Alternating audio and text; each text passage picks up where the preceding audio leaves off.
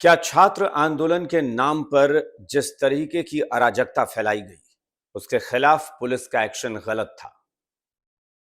क्या आंदोलन की आड़ में सड़कों पर मचाया गया उत्पात सही था और पुलिस को इस पर खामोश रहना चाहिए था? पुलिस ने जहां जहां भी कार्रवाई की, चाहे वो लाठीचार्ज रहा हो, आंसू गैस के गोले छोड़े हों, वाटर कैनन का इस्तेमाल किया हो, क्या वो अन्याय है? क्या वो गलत था, गैर कानूनी था? अब ये सवाल इसलिए उठ रहे हैं क्योंकि देश का जो विपक्ष है वो इस बात को लेकर आक्रामक है और सरकार पर हमलावर है कि पुलिस ने जो भी एक्शन लिया है पूरे देश में वो गुनाह था। पुलिस को आंदोलनकारियों के खिलाफ कोई एक्शन नहीं लेना चाहिए था, पुलिस को चुप रहना चाहिए था, पुलिस को किनारे हट जाना चाहिए था। इसी मुद्दे पर आज देश की संसद में और बिहार में सड़क पर हंगामा मचा। दरअसल देश की संसद में यानी कि नेता प्रतिपक्ष राहुल गांधी, उनकी सांसद बहन प्रियंका वाड्रा, पूरे कांग्रेस सांसद, ये सब इस बात को लेकर मोर्चा खोल रखे हैं कि गृह मंत्री अमित शाह इस मामले पर जब तक बयान नहीं देते तब तक हम सदन की कार्यवाही नहीं चलने देंगे। राहुल गांधी कह रहे हैं कि अमित शाह को पुलिसिया कार्रवाई को लेकर, पुलिस के एक्शन को लेकर अपनी बात रखनी होगी, उसके बाद ही सदन की कार्यवाही चलेगी। बिहार में नेता प्रतिपक्ष तेजस्वी यादव, जो विदेश दौरे से अब लौट आए हैं, अब आकर वो एक्टिव भी हुए हैं। उन्होंने आज, चूंकि बांकीपुर विधानसभा सीट के लिए उपचुनाव होना है और वहां पर वो चुनाव प्रचार में रोड शो में गए थे, वहां पर उन्होंने अपनी बात रखी। तो इस दौरान उन्होंने मीडिया से कहा कि जो कुछ भी बिहार में हुआ है और पुलिस ने जो कार्रवाई की है वो गलत है। उन्होंने 24 घंटे का अल्टीमेटम भी दे दिया है कि 24 घंटे के भीतर अगर सभी गिरफ्तार लोगों को नहीं छोड़ा गया, जो हिरासत में लिए गए हैं उनको नहीं छोड़ा गया, तो एक बड़ा आंदोलन होगा, सरकार के लिए मुश्किल खड़ी कर देंगे। ये दो चुनौतियां, एक तो राष्ट्रीय स्तर पर विपक्ष, दूसरी तरफ बिहार में विपक्ष, ये सरकार के लिए एक बड़ी चुनौती है। खासतौर पर बिहार में जो पुलिस का एक्शन हुआ उसको लेकर केंद्र सरकार और बिहार सरकार दोनों के लिए मुसीबत बढ़ गई। नमस्कार, बहुत बहुत स्वागत आपका जी बिहार झारखंड के इस प्लेटफॉर्म पर। मेरा नाम अभिषेक कात्यायन है। बात करेंगे पुलिसिया एक्शन की। दरअसल सब जानते हैं कि 20 तारीख को, 20 जुलाई वो तारीख थी जब दिल्ली में जंतर मंतर से जो प्रदर्शन था वो संसद की ओर कूच करता है और उस दिन बड़ा बवाल हुआ। दिल्ली में हजारों लोग सड़क पर उतर आए थे, पुलिस ने कार्रवाई भी की थी, कई लोग पकड़े गए थे, हिरासत में लिए गए थे, लाठीचार्ज हुआ, वाटर कैनन का इस्तेमाल हुआ, आंसू गैस के गोले छोड़ने पड़े, ये सारी कार्रवाई हुई थी। लेकिन इस कार्रवाई के बाद पुलिस एक्शन ली, उसके बाद सरकार के साथ बातचीत शुरू हो गई। लेकिन इसी बीच में बिहार में आईसा ने, जो कि लेफ्ट पार्टी है, सीपीआईएमएल माले, उसका छात्र संगठन है आईसा, आईसा ने वहां पर एक प्रदर्शन किया। आईसा ने प्रदर्शन करने के बाद दोबारा से 25 जुलाई को बिहार बंद का ऐलान किया। अब बिहार बंद 25 जुलाई को बुलाया गया और उसका तमाम संगठनों ने, अलग अलग छात्र संगठन हो या तमाम राजनीतिक दल हो, सबने समर्थन किया, जो विपक्ष के दल हैं। और समर्थन करने के बाद बिहार बंद का आह्वान जो था उसको कामयाब करने के लिए सारे लोग सड़क पर उतर आए। एक तरफ छात्र आंदोलन, दूसरी तरफ राजनीतिक दल इसमें घुस आए। इन्वॉल्वमेंट पॉलिटिकल पार्टीज की खुलकर सामने आ गई। आईसा ने जो प्रदर्शन किया, दरअसल उससे भी 2-3 दिन पहले से ही आईसा ने जो हंगामा शुरू कर दिया था, वो तस्वीरें सबने देखी थी। पुलिसकर्मियों को पीटना, पुलिसकर्मियों पर पथराव करना, पुलिसकर्मियों की वर्दी फाड़ने की कोशिश करना, मीडिया कर्मियों को मारना, पत्थर बरसाना, जिसमें कई लोग गंभीर रूप से घायल हुए थे। ये सारी चीजें पहले भी हो चुकी थी और 25 जुलाई को इसी को दोहराया गया। 25 जुलाई का जो प्रदर्शन था, 25 जुलाई को जो हंगामा हुआ, जो हिंसा भड़की, इसी मामले को लेकर बिहार का विपक्ष और राष्ट्रीय स्तर पर जो विपक्ष है, खासतौर पर मुख्य विपक्षी दल कांग्रेस, आक्रामक है। दरअसल राहुल गांधी ने एक मुद्दा उठाया। बिहार के ही सीवान में, सीवान जिले के सीवान शहर में, हेडक्वार्टर में एक घटना हुई।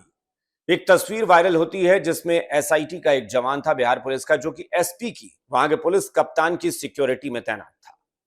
उसका नाम है अभिषेक कुमार पटेल। अभिषेक कुमार पटेल की एक तस्वीर, एक वीडियो वायरल होता है जिसमें दिखता है कि वो अपने बंदूक से फायरिंग करते हैं। बताया जा रहा है कि AK-47 था। अब AK-47 से वो फायरिंग करते हैं, हालांकि उसमें एक गोली ही चलती दिख रही है। अब पता नहीं कितनी गोलियां चली हैं, पता नहीं, लेकिन जो तस्वीर आई है, जो आरजेडी के प्लेटफॉर्म से, सोशल मीडिया प्लेटफॉर्म पर शेयर किया गया है और बाकी नेताओं ने भी उसको शेयर किया है, उस वीडियो में दिखता है कि वो एक गोली चला रहे होते हैं। इसको विपक्ष ने मुद्दा बना लिया और विपक्ष का कहना है कि क्या छात्र आतंकवादी हैं, टेररिस्ट हैं? क्या इतने बड़े गुनहगार थे कि उनके ऊपर AK-47 से फायरिंग की गई है? लेकिन इस बात को राष्ट्रीय स्तर पर राहुल गांधी ने, प्रियंका वाड्रा ने तूल दिया और उन्होंने भी यही कहा कि AK-47 से गोली चलाना, फायरिंग करना क्या जायज है? क्या छात्र आतंकवादी थे कि उन पर गोली चलाई गई? सीवान में 3 लोगों के घायल होने की खबर। मैं छात्र इसलिए नहीं कह रहा हूं कि मुझे नहीं पता वो छात्र थे या कौन थे, क्योंकि अभी तक पुलिस ने ऐसी कोई पुष्टि नहीं की है कि वो छात्र थे या वाकई उपद्रवी थे, कौन थे, लेकिन 3 युवक घायल हुए हैं। इस मामले पर बवाल मच गया। देश की संसद में भी हंगामा हुआ, वहां भी कार्यवाही नहीं चली। बिहार में भी तेजस्वी यादव और पूरा विपक्ष मोर्चा खोल चुका है कि इस मामले में पुलिस के खिलाफ कार्रवाई होनी चाहिए। लेकिन सवाल यह है कि सीवान में जिस पुलिस के जवान ने, एसआईटी के जवान ने, अभिषेक कुमार पटेल जिसका नाम है, उसने गोली चलाई, क्या वहां पर विपक्ष ने सिचुएशन समझ लिया वीडियो देखकर कि क्या हालात थे? क्या विपक्ष सिर्फ उस वीडियो को देखकर जजमेंट सुना रहा है कि जो पुलिसकर्मी है वही दोषी है? हम ये कतई नहीं कह रहे कि AK-47 से छात्रों को निशाना बनाकर गोली चलाना जायज होगा, लेकिन बिहार पुलिस मुख्यालय ने एक लेटर जारी किया और उसमें पूरी तरह से इस मामले का खुलासा करते हुए कहा, आधिकारिक बयान जारी करके कहा कि जो AK-47 से फायरिंग की गई है, जो 3 युवक घायल हुए हैं, उनमें से किसी को भी उस बंदूक से गोली नहीं चली है और उससे नहीं लगी है। वो तीनों जो युवक थे वो कहीं और घायल हुए हैं, सीवान के ही दूसरे इलाके में। यानी जिस चौराहे पर तस्वीर है, वीडियो जिसमें AK-47 से फायरिंग की जा रही है, उस चौराहे से 2 किलोमीटर की दूरी पर एक छात्र घायल हुआ है और 1.5 किलोमीटर की दूरी पर एक दूसरे चौराहे पर 2 छात्र घायल हुए हैं। पुलिस कह रही है कि जब तक इस मामले की जांच नहीं हो जाती कि उन तीनों को कैसे गोली लगी, कहां से गोली लगी, किसने गोली चलाई, जब तक ये क्लियर नहीं होता है, तब तक ये कह देना कि AK-47 से, जबकि ये स्पष्ट हो चुका है, पुलिस ने कहा कि हमारे पास प्रमाण है कि AK-47 की गोली उनको नहीं लगी है। और ये बयान सिर्फ बिहार पुलिस मुख्यालय से लेटर जारी करके नहीं दिया गया है। जिस दिन ये घटना हुई और वीडियो वायरल हुआ, तब सीवान जिले के पुलिस कप्तान ने और वहां के डिस्ट्रिक्ट मजिस्ट्रेट ने, यानी डीएम ने, कलेक्टर ने, इन दोनों ने स्पष्ट किया आधिकारिक बयान देकर कि किसी भी युवक को AK-47 से गोली लगी ही नहीं है। इसको बेवजह का भ्रम फैलाकर माहौल बिगाड़ने की कोशिश हो रही है। ये पुलिस कप्तान भी कह रहे हैं और प्रशासनिक जो वहां के प्रमुख हैं वो भी कह रहे हैं। अब जब जिला पुलिस हो या फिर बिहार पुलिस मुख्यालय ने जब ये आधिकारिक तौर पर बयान दे दिया, तब एक बात तो स्पष्ट हो गई कि उन तीनों में से किसी को AK-47 से गोली नहीं लगी है। और पुलिस कह रही है कि हमारे पास इसका प्रमाण मौजूद है, ऐसा नहीं है कि हम सिर्फ यूं ही कह रहे हैं, प्रमाण है। अब सवाल यह उठता है कि 3 युवक जो घायल हुए हैं, जाहिर तौर पर हम यही चाहेंगे कि वो तीनों स्वस्थ हो जाएं। हालांकि उसके बारे में भी जानकारी है कि एक युवक अस्पताल से डिस्चार्ज हो चुका है, घर जा चुका है। 2 युवक हैं, लेकिन दोनों खतरे से बाहर हैं, दोनों को कोई बहुत गंभीर स्थिति नहीं है, नॉर्मल है दोनों, और बहुत जल्द वो भी डिस्चार्ज हो जाएंगे। इन तीनों को गोली लगी, हम भी ये कामना करते हैं ईश्वर से कि भाई वो स्वस्थ हो जाएं। सवाल ये है कि क्या पुलिस की कार्रवाई को गलत ठहराया जा सकता है? क्या यह कह देना कि पुलिस ने जो भी एक्शन लिया बिहार में या दिल्ली में या किसी अन्य प्रदेश में वो गलत था, क्या यह कह देना जल्दबाजी नहीं है या एक तरफा बयान नहीं है? सीवान का ही पहले आपको डेटा देते हैं। सीवान की जो जानकारी मिल रही है उसके मुताबिक 25 जुलाई को जो उपद्रव हुआ उसमें 30 पुलिसकर्मी घायल हुए हैं। 30। अब आप समझिए कि एक शहर की घटना में 30 पुलिसकर्मी घायल होते हैं, जिसमें जिले के पुलिस कप्तान यानी एसपी भी शामिल हैं। यानी अब समझिए कि वहां पर उपद्रव किस स्तर का रहा होगा, वहां हंगामा किस लेवल का रहा होगा, जहां पुलिस कप्तान तक को घायल होना पड़ा। पुलिस कप्तान को भी चोट आ गई, जिनके साथ ऑलरेडी पुलिस की एक पूरी टीम होती है, पुलिस का घेरा होता है, उनके मातहत तमाम अधिकारी होते हैं। यानी जिले के सारे पुलिस अधिकारी उनसे जूनियर होते हैं, उनके मातहत काम कर रहे होते हैं। सबसे प्रमुख होता है पुलिस का पुलिस कप्तान, एसपी। जब वो घायल हो गए हैं तो आप समझिए कि वहां स्थिति कितनी तनावपूर्ण रही होगी। क्या उस स्थिति में पुलिस क्या करती? पुलिस मार खाती? पुलिस वहां कोई अनहोनी हो जाने देती? क्या पुलिस वहां कोई ऐसी घटना हो जाने देती जिसके बाद पूरा देश स्तब्ध रह जाता? क्या पुलिस होना या खाकी वर्दी पहन लेने का यही मतलब है कि वो मार खाते रहे, या फिर उनके ऊपर पत्थर बरसते रहे, वो चुप रहे, आगजनी होती रहे, उन पर डंडे बरसाए जाते रहे, उन्हें दौड़ा दौड़ा कर पीटा जाए, मीडिया कर्मियों को पीटा जाए, राहगीरों की गाड़ियां तोड़ी जाए, गाड़ियों में आग लगाई जाए? क्या ये सब कुछ होता रहे, सार्वजनिक संपत्ति को नुकसान पहुंचाया जाए, आगजनी की जाए और पुलिस खामोश तमाशा देखती रहे? अगर वाकई देश का विपक्ष और बिहार का विपक्ष यही चाहता है तो मेरा सिर्फ यही सवाल है राहुल गांधी या नेता प्रतिपक्ष को वो बताएं कि क्या देश में अगर कोई अनहोनी होती या जो पुलिसकर्मी घायल हुए हैं, जो पुलिस अधिकारी घायल हुए हैं, प्रशासनिक अधिकारी घायल हुए हैं, क्या उनकी भी जिम्मेदारी तेजस्वी यादव या राहुल गांधी लेने को तैयार हैं? क्या वो दोनों इस बात की जिम्मेदारी लेंगे कि जिन प्रशासनिक अधिकारियों को चोट लगी है उसके लिए वो जिम्मेदारी लेते हैं, जो पुलिस अधिकारियों को चोट लगी है, पुलिसकर्मियों को चोट लगी है, उसकी वो जिम्मेदारी लेते हैं? और अगर आप उसकी जिम्मेदारी नहीं ले सकते तो फिर एक तरफा सिर्फ अपने कार्यकर्ताओं को या फिर आंदोलन की आड़ में गुंडागर्दी कर रहे लोगों का बचाव करना बंद कीजिए। यह सही नहीं है, ये एक तरफा और पक्षपाती पूर्ण बातें हैं। अब आते हैं दूसरे शहर में। ये तो सीवान की घटना आपको बता दी हमने, 30 लोग घायल हुए हैं। सीवान से ही सटा हुआ जिला है छपरा, सारण। सारण जिला है और उसका मुख्यालय है छपरा शहर। सारण जिले की बात करें, छपरा शहर की बात करें तो वहां इतनी ज्यादा उस दिन हंगामे की स्थिति बन गई, इतना तांडव हुआ, इतना उत्पात मचाया गया कि कलेक्ट्रेट के बिल्कुल पास में, सदर थाना के बिल्कुल पास में जो वहां पर म्युनिसिपल चौक है, नगरपालिका चौक है, वहां पर पुलिस की गाड़ी जला दी गई है। पुलिस की गाड़ी को तोड़ फोड़ करके पलट दिया गया है। उसके बाद एक वाहन में कैदी जा रहे थे, उस गाड़ी को पुलिस हुड़दंगियों ने पलट दिया है। क्या ये सारी घटना हो रही थी कलेक्ट्रेट के बगल में, नगर थाना के बगल में, और पुलिस तमाशा देख रही होती? पुलिस चुप रहती? पुलिस कुछ नहीं करती?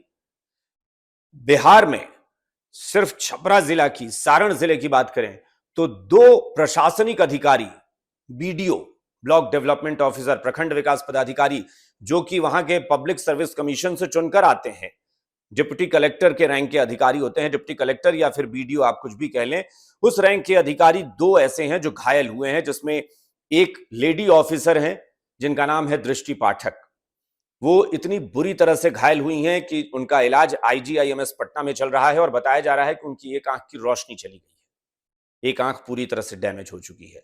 और एक और रिविलगंज के बीडीओ हैं, उनके बारे में बताया जा रहा है कि उनके सिर में इतनी भयानक चोट लगी है कि उनके सिर की हड्डी जो है, मस्तिष्क की हड्डी, वो बुरी तरह से क्रैक कर गई है और अंदर धंस गई है, इतना भारी पत्थर उनके सिर पर पड़ा है। क्या इन दोनों अधिकारियों को जो चोट लगी है या उनकी जान को खतरा हुआ है, क्या इसकी जिम्मेदारी तेजस्वी यादव और राहुल गांधी लेंगे? और अगर नहीं लेते हैं तो अपने जो आपकी पार्टी के कार्यकर्ता गुंडागर्दी करते हैं ना, या आईसा के प्रदर्शन की आड़ में जो गुंडागर्दी हुई है, उसका समर्थन न करें। अगर प्रशासनिक अधिकारी और पुलिस अधिकारियों को आप चाहते हैं कि वो सड़क पर मरते रहें तो ये फिर आपकी राजनीति हो सकती है, लेकिन आम इंसान ये कभी बर्दाश्त नहीं करेगा। कौन सा सभ्य परिवार, कौन सा सभ्य समाज ये बर्दाश्त करेगा कि किसी आंदोलन या प्रदर्शन की आड़ में आप इस तरह की गुंडागर्दी करें, इस तरह से तांडव मचाएं? और कोई भी सभ्य समाज अगर इस बात को एक्सेप्ट नहीं करता और आप करते हैं तो इसका मतलब है कि सभ्य समाज का हिस्सा आप या आपकी पार्टी, आपके कार्यकर्ता नहीं है। अगर आप भी सभ्य समाज का हिस्सा होते तो किसी आगजनी को, किसी तांडव को, और ये धमकी विपक्ष दे रहा है कि आप सारे लोग जो गिरफ्तार हुए छोड़ दें। सरकार ने यह वादा किया था सीजेपी के साथ, जो डील हुई थी, जो समझौता हुआ था, उसके तहत यह तय हुआ था कि जो आंदोलन, जो छात्र आंदोलन में जो प्रोटेस्टर हैं, उनके खिलाफ कोई कार्रवाई नहीं होगी। लेकिन यह नहीं कहा गया था कि जिन लोगों ने हिंसा की है, जिन लोगों ने पुलिस पर पथराव किया है, पुलिस को मारा है, प्रशासनिक अधिकारियों को मारा है, मीडिया कर्मियों का सिर फोड़ दिया है, उनके साथ बदतमीजी की है, उनको माफ कर दिया जाए। ऐसा कोई देश का कानून इसकी इजाजत नहीं देता। जो लोग गिरफ्तार हुए हैं, पुलिस जांच करेगी। अगर वो सभ्यता के साथ, शालीनता के साथ हंगामा कर रहे होते तो शायद ये कार्रवाई नहीं करनी पड़ती। लेकिन बिहार पुलिस ने आंकड़े भी जारी किए हैं कि कितने लोग गिरफ्तार हुए हैं और इन लोगों के खिलाफ कितनी कार्रवाई की जा रही है। यानी अभी अलग अलग धाराओं में तमाम लोगों के खिलाफ मामला दर्ज हुआ है। यहां तक कि तेजस्वी यादव के बड़े भाई हैं तेज प्रताप यादव, उनके खिलाफ भी मामला दर्ज हुआ है, वो भी गिरफ्तार हुए हैं और अभी कुछ देर पहले उनकी जमानत याचिका भी कोर्ट ने खारिज कर दी है और कहा है कि नहीं, इन्हें अभी जेल में रहने दिया जाए। उनके खिलाफ भी भीड़ को उकसाने का और दंगा भड़काने का आरोप लगा हुआ है। तो ऐसे में ये जो नेता हैं, ये जिस तरीके से अपने कार्यकर्ताओं को सड़क पर गुंडागर्दी करने के लिए छोड़ देते हैं, चाहे वो दिल्ली में हुआ हो या फिर बिहार में हो रहा हो। दिल्ली में हर पार्टी है, आम आदमी पार्टी हो, समाजवादी पार्टी हो, कांग्रेस हो, लेफ्ट हो, बिहार में आरजेडी हो, लेफ्ट हो, कांग्रेस हो, इन सबने जो तांडव मचाया इनके कार्यकर्ताओं ने, इसको जायज कौन ठहरा सकता है भला? मुझे लगता है कि आम लोग तो कतई नहीं ठहरा सकते। और इसीलिए मैं फिर कह रहा हूं पूरी जिम्मेदारी के साथ कि अगर पुलिसकर्मी ने, अगर किसी ने, पुलिस जवान ने AK-47 से गोली चलाई है और अगर वो गोली ही किसी को लगी है, तो ठीक है, आप उनके खिलाफ कार्रवाई करें। वैसे भी उन्हें सस्पेंड कर दिया गया है, विभागीय जांच की जा रही है। लेकिन अगर उस गोली से कोई घायल नहीं हुआ है और उसने हवाई फायरिंग की है, तो इस बात को कतई गुनाह नहीं कहा जा सकता, क्योंकि उसको भी अपनी जान बचाने का अधिकार है, उसको भी जिंदा रहने का अधिकार है। ये सिर्फ आरजेडी तेजस्वी यादव के लोगों को और राहुल गांधी के कार्यकर्ताओं को नहीं है, ये आम इंसान को, एक पुलिसकर्मी को, एक प्रशासनिक अधिकारी को या किसी को भी अपनी जान बचाने का अधिकार है। अगर उसके लिए उसने हवाई फायरिंग की है तो इस पर कोई सवाल नहीं उठना चाहिए। हालांकि ये जांच का विषय है, देखते हैं इस जांच में क्या निकलता है। लेकिन फिलहाल मैं फिर वही कहूंगा कि जो लोग गिरफ्तार हुए हैं, अगर उन्होंने हिंसा की है तो उनके खिलाफ कठोर से कठोर कार्रवाई होनी चाहिए और ये हर सभ्य समाज यही चाहेगा। हर एक अच्छा व्यक्ति, एक सभ्य इंसान जो हिंसा में विश्वास नहीं करता, जो गुंडागर्दी में विश्वास नहीं करता, वो चाहेगा कि जिन लोगों ने उस दिन गुंडागर्दी की थी, आगजनी की थी, हुड़दंग मचाया था, उनके खिलाफ कड़ी कार्रवाई हो। छात्र आंदोलन करने के लिए स्वतंत्र हैं, लेकिन छात्र आंदोलन की आड़ में किसी राजनीतिक पार्टी को गुंडागर्दी करने का अधिकार नहीं दिया जा सकता, इसलिए कार्रवाई जरूर होनी चाहिए। फिलहाल आप सबसे गुजारिश है कि जी बिहार झारखंड के इस प्लेटफॉर्म को शेयर करें, इसे लाइक करें, सब्सक्राइब करें, फॉलो करें, हमारे वीडियोस को भी शेयर करें ताकि ज्यादा से ज्यादा लोग देख सकें और अपने कमेंट्स करके हमारी हौसला अफजाई कर सकें। फिलहाल इजाजत दीजिए, नमस्कार।